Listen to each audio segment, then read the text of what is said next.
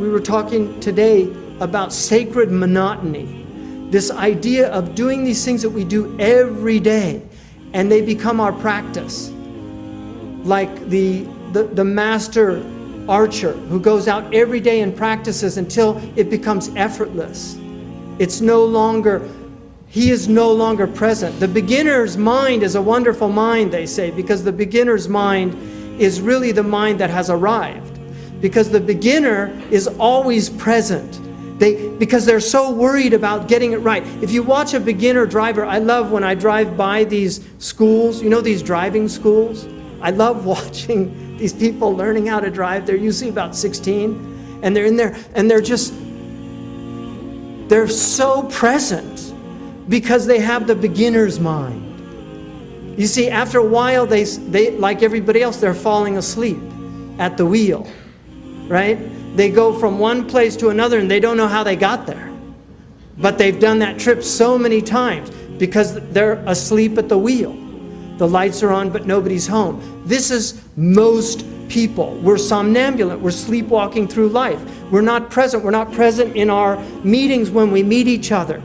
We go through the motions. We shake the hands. We don't really hear the names. When I lived with the Bedouin in Mauritania, one of the things that really floored me about some of the Salihin amongst them, one lady, and a very dear lady to me, she was the wife of my teacher and she died a few years ago, Maryam bint Boueba.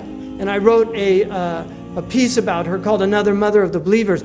Maryam asked me when I first arrived there in 1984, she asked me if I had family, and I said, yeah, and she said, what are their names? And I said, well, I've got, my mother's name is Elizabeth, and my father's name is David, and my brother's name, I have two brothers, one's name is John, and the other's Troy, and then I have 4 sisters. I have Kathleen, Patricia, Elizabeth, who's now called Nabila, and Mariah. And I didn't think anything of it. I left, after I left that period, there were 10 years before I went back. When I first saw Maryam, after 10 years,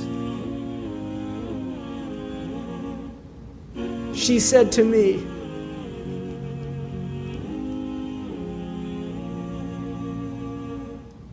Kifa David, Kifa Elizabeth, Kifa John, Kifa Troy, Kifa, Mariah, Patricia, and she named all of my family.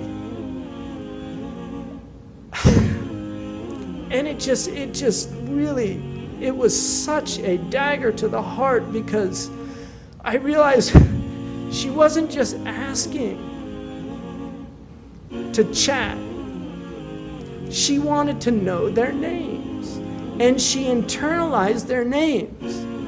And 10 years later, she could recall names that she'd never heard in her life because they're not Arabic names, and she only knew Arabic. And I was just so stunned, but she was a present human being. She did dhikr all the time. That was her life. She spent her life serving the students of that place. She knew every name of every student that ever came to that. And Aisha met her and remembers her, you know.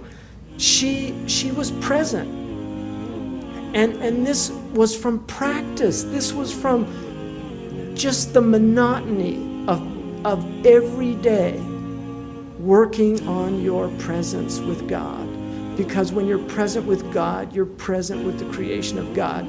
You start noticing things like the wind in the trees. You start noticing the subtleties of everything that's around us.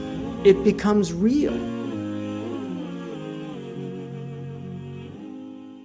محمد سيد الكونين والثقلين والفريقين من عرب ومن عجم. محمد سيد الكونين والثقلين والفريقين من عرب ومن عجم.